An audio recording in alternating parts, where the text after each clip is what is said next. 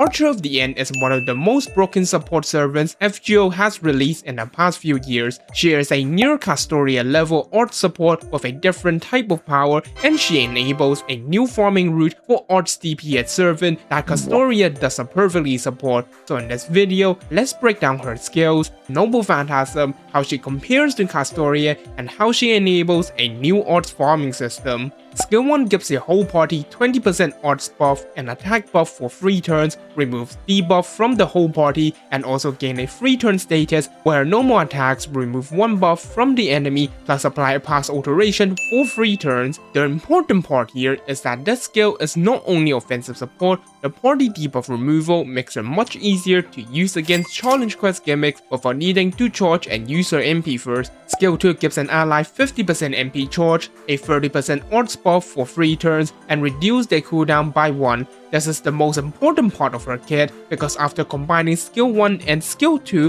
one DPS can receive 50% total odds buff, 20% attack buff, 50% MP charge, and cooldown reduction, and in a double Archer of the End setup, the DPS get 2 cooldown reduction. This is what enables some very interesting turn 3 skill reuse setups, especially with servants that have strong effective 5 turns cooldown skills, which I will further explain later on. Skill 3 gives herself a 3 turn regeneration style status. At the end of each enemy turn, she removes 1 buff plus apply pass alteration to all enemies and remove 1 debuff from the whole party. She also gives the party 10% MP charge, 2000 HP healing, and 10 crit stores per turn. For farming, the important part is the 10% MP turn. Combined with skill 2's 50% targetable battery, one Archer of the End can give the same DPS up to 70% total MP charge by turn 3, and outside farming, the repeated debuff removal, healing, and enemy buff removal makes her useful in longer fight as well. Archer of the End's Noble Phantasm is an AoE Arch MP, but for damage, it increases her own MP damage by 10 to 30% based on overcharge for a turn, drains 1 MP gauge, and apply pass alteration to all enemies, then deals special damage based on how many pass alteration stacks the enemy has. On paper, this makes her MP looks like anti-anyone special damage because pass alteration is something she can apply herself.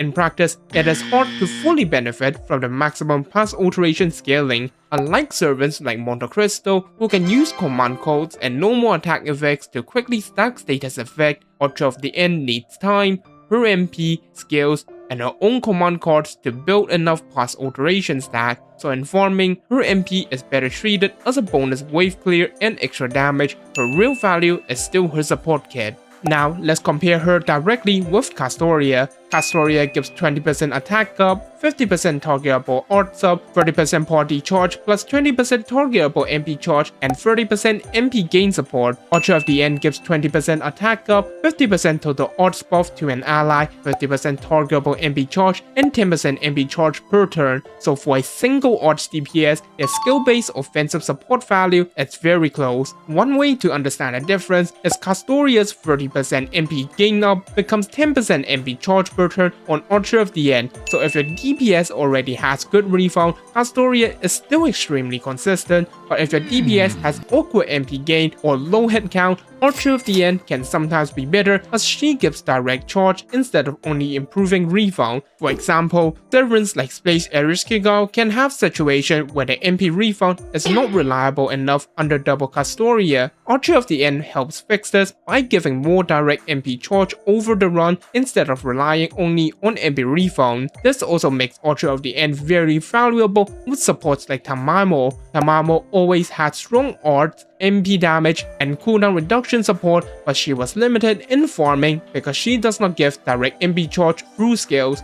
Archer of the End helped solve that problem by giving both MP charge and cooldown reduction, making Tamamo style art support easier to use in farming teams. However, as a pure support, Castoria is still better overall. Castoria's MP gives anti-purge defense, removes debuff, and gives a free turn attack buff that scales from 30% to 50% depending on MP level. Her third skill also gives targetable invincibility, and because Castoria's MP is very easy to charge, she can use it often even in farming or challenge quests. Castoria is also more flexible in multi-core farming because her 30% MP charge is party-wide, which makes it easier to to support multiple attackers at once. Archer of the End gives more targeted charge to one servant, but because it is targetable instead of party-wide, she can be less flexible in some multi-core setup. So the main difference is simple. Castoria is the best universal art support. She gives stronger survivability, better party-wide support, and more flexible multi-core farming. Archer of the End is more specialized art support. She gives stronger targeted charge, fixed MP per turn, cooldown reduction, easier skill-based debuff removal, and can help art servants that struggle with MP refund under normal Castoria system.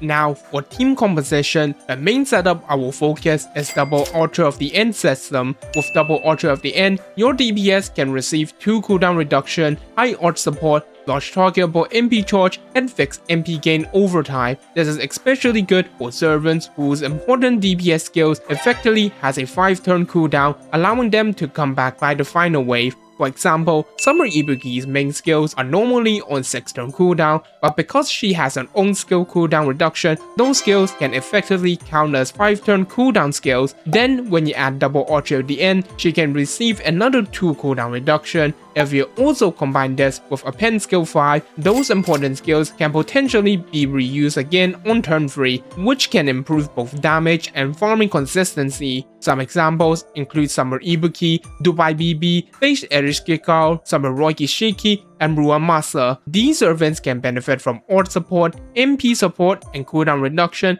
especially since the important damage skills can be reused by the final wave. You can also mix Castoria with Archer of the End to get the best of both worlds. Castoria helps cover Archer of the End's weaker points by giving party-wide MP charge, stronger defensive support, and better MP refund support. Archer of the End then adds more targetable charge, cooldown reduction, fixed MP per turn, and easier skill-based debuff removal. So overall, Archer of the End is slightly inferior to Castoria as a pure art support, but that comparison is almost unfair because Castoria is still the most broken art support in FGO even 5 years after her release. Being slightly below Castoria does not make Archer of the End weak. She gives strong art support, a 50% targetable battery, cooldown reduction, fixed MP charge per turn, various gimmick counter, and extra farming routes for servants that Castoria does not perfectly support. So even if you already have Castoria, Archer of the End is still extremely valuable. For that reason, I would highly recommend getting MP1 because most of her value comes from her skills, not her noble Phantasm. She may not replace Castoria, but she reaches a similar level of support power while enabling different art themes, and for a support servant, that is a very strong reason to get her. That's all for Archer of the End guide. Let me know if you have other interesting ways to use her, and if you find this guide helpful, consider liking and subscribing for more FGO guides and servant breakdowns as I'm pushing towards 1,500 subscribers before summer. Thanks for watching, and I'll see you in the next video.